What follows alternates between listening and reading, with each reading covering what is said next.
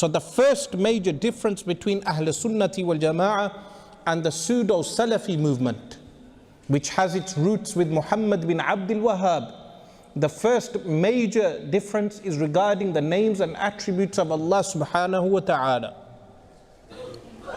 How? Whenever in Al-Quranul Kareem you have words like yad, which means hand in Arabic. You have words like qadam, which means foot. You have words like ayn, which means eye. You have words like wajh, face.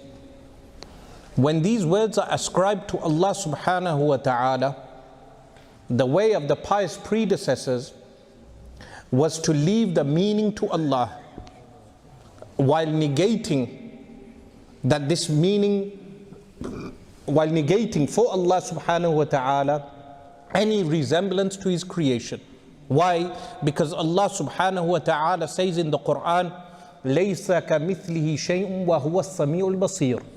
لَيْسَ كَمِثْلِهِ شَيْءٌ. There is nothing like Him, yet He is all hearing and all seeing.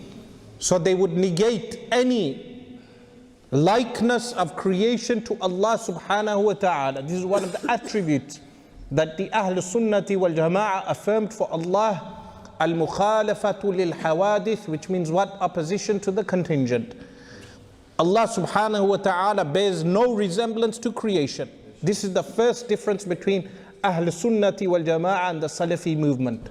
This is why Abdul Rahman Hassan refused to debate the issue of al-asma' wa sifat, because he knew that there would be major shame on the pseudo-Salafi movement when their anthropomorphism, meaning their likening Allah to creation, would be exposed.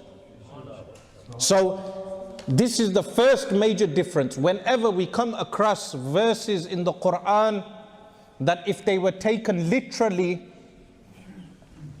a person would make some resemblance of creation to Allah, this pious predecessors, the Salaf, as-Salafu Salihun, they would leave the meaning to Allah. This was known as tafweed.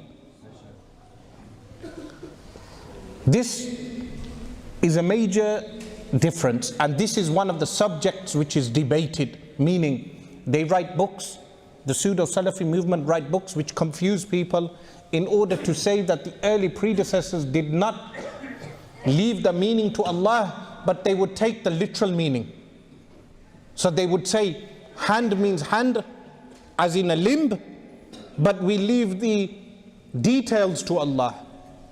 But the pious predecessors would negate a limb for Allah, meaning they would not believe Allah has an appendage or bears any resemblance to creation.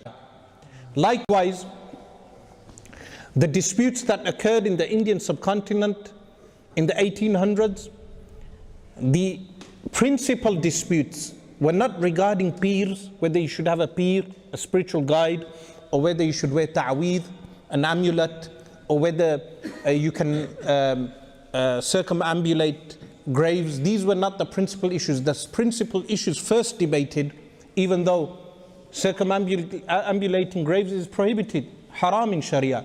But the principal issues were relating to the divine attributes of Allah subhanahu wa ta'ala. This is why I believe today all the scholars of the Indian subcontinent, Pakistan, India, Bangladesh, it is an obligation upon them to teach the public works like a Sanusiya, the Sanusi Creed, the divine attributes of Allah subhanahu wa ta'ala, because of the mass ignorance amongst the public regarding the divine attributes of Allah subhanahu wa ta'ala.